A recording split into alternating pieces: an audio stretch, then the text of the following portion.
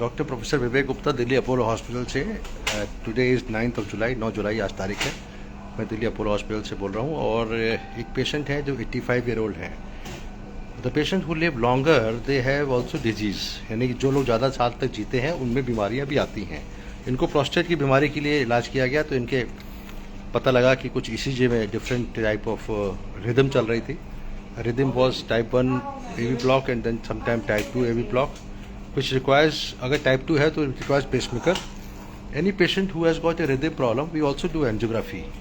So we were planning whether we should do pacemaker or not because type 1 था bifurcal block with a syncope but not very clear pre-syncope.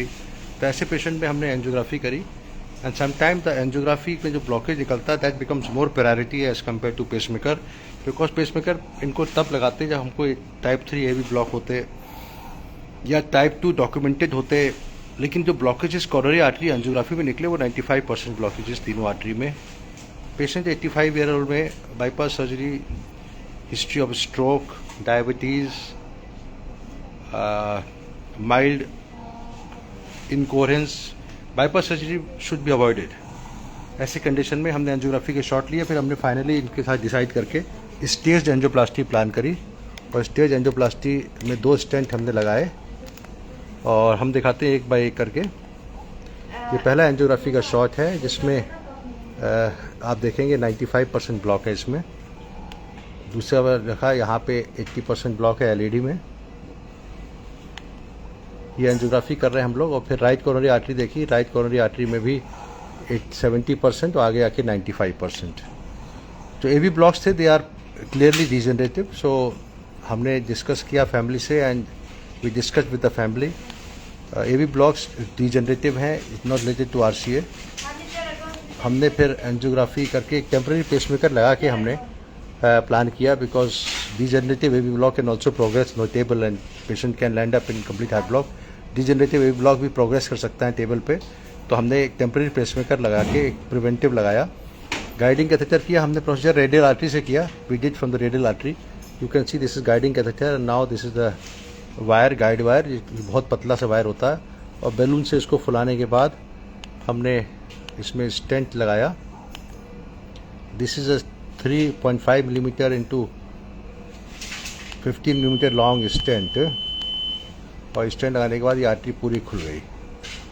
So now circumflex artery में लग गया। आगे एक branch में भी है 99 to 100% blockage है, उसको हम दबा पे रखेंगे। You have to be judicious in not opening all the blockages, only the blockages which are serious block and in a major artery we should open it. यहाँ पे 80% ब्लॉक है LED में और इसमें हमने बैलून से डायलेट किया। तो same procedure of putting a stent here और इसमें स्टेंट हमने 3 मिलीमीटर इंटू 80 मिलीमीटर का स्टेंट लगाया।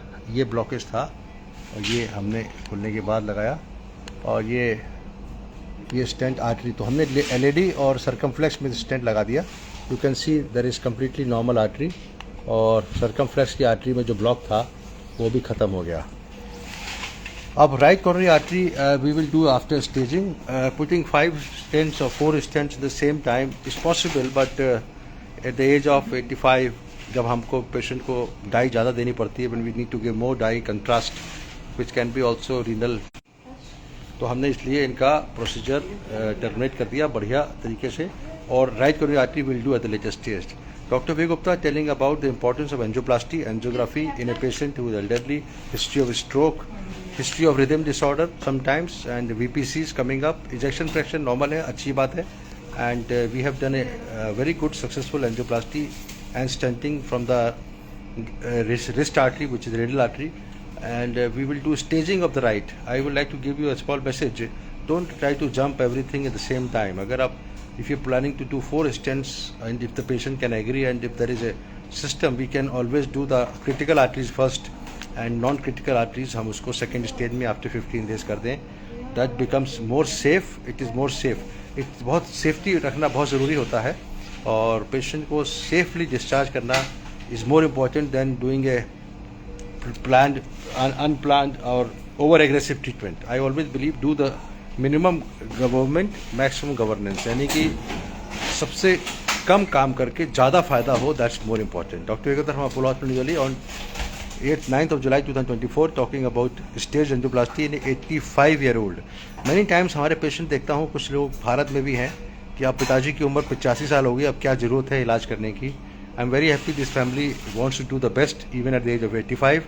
Lot of time patient family, especially son and daughter, they कहते हैं अरे अब तो क्या ज़रूरत है. Even the parents are not agreeing कि अब क्या ज़रूरत है, अब तो थोड़े दिन जीना है. I always feel that life is one and therefore try to do your best and try to live as long as possible. Dr. Professor Vivek Gupta on 9th of July 2024 talking about this procedure. Thank you very much.